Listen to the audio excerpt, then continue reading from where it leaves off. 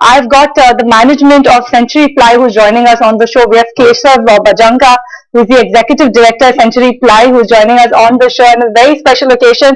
We've kickstarted the budget session, Keshav, given the fact that you have the president who's addressing the joint session of Parliament. But there's a direct link between housing demand and plywood industry. Let me get to what is your industry actually expecting from the budget this time around. A major thrust is being expected on affordable and low-cost housing. So what's your view on that? Good morning. Thank you for having me on the show.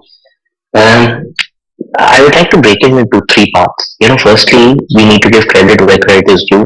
And in the last budget, there was a lot of impetus on infrastructure, and I think that has propelled the economy forward. I hope that continues.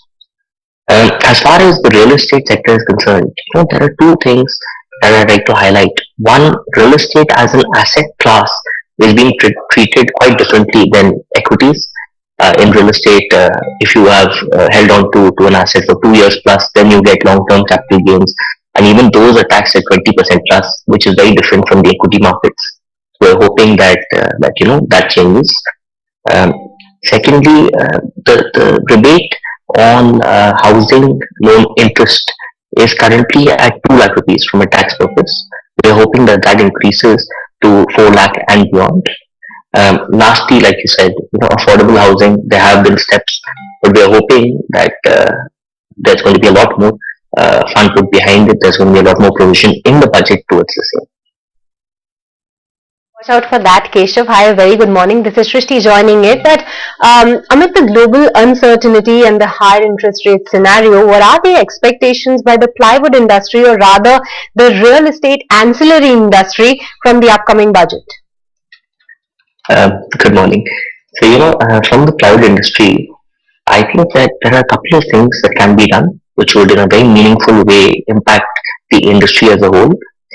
If you look at furniture, India has every ingredient to become one of the largest exporters of furniture in the world, but it requires a bit more impetus behind it.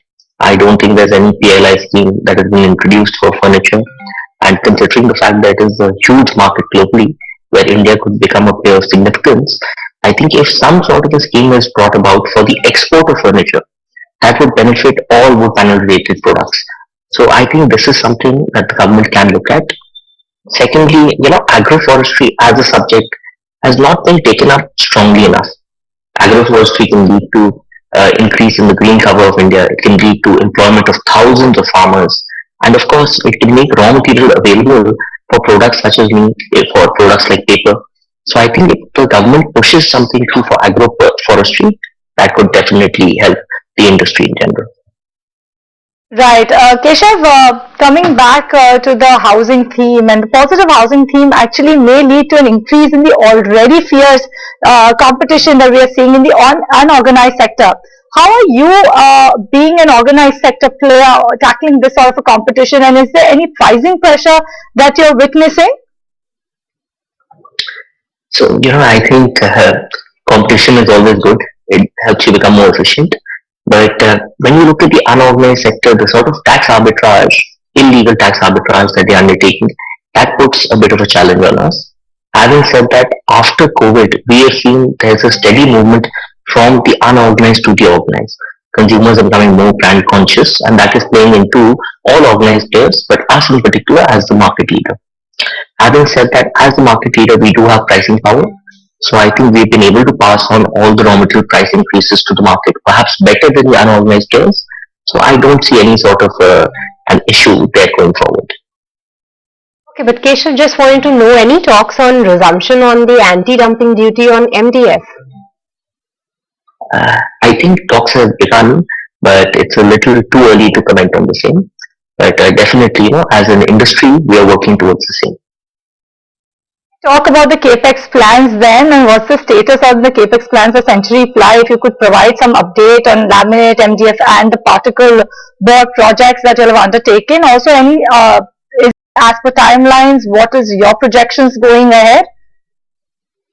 So our first MDF capacity expansion in Hoshiarpur was slightly delayed, but I'm sure that we'll have commercial production within this quarter.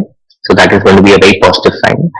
With regards to the expansion in the MDF capacity in the south, the greenfield unit coming up in Andhra Pradesh that is very well in as per timelines, and that will come into production in H2 of this year. And the laminate capacity addition that we are undertaking in the south again is as per timeline and will come up in H1 of this year. The following year. Okay, we'll watch out for that. But with this, we'll let you go on that as well, Keshav. Thank you so much for joining us today on ETNOW and helping with your take on what is the demand from the real estate ancillary play from Budget 2023, and along with that, what are the factors that are playing for Century Plywood at this point in time. But with this, viewers, it's time to slip into a short break.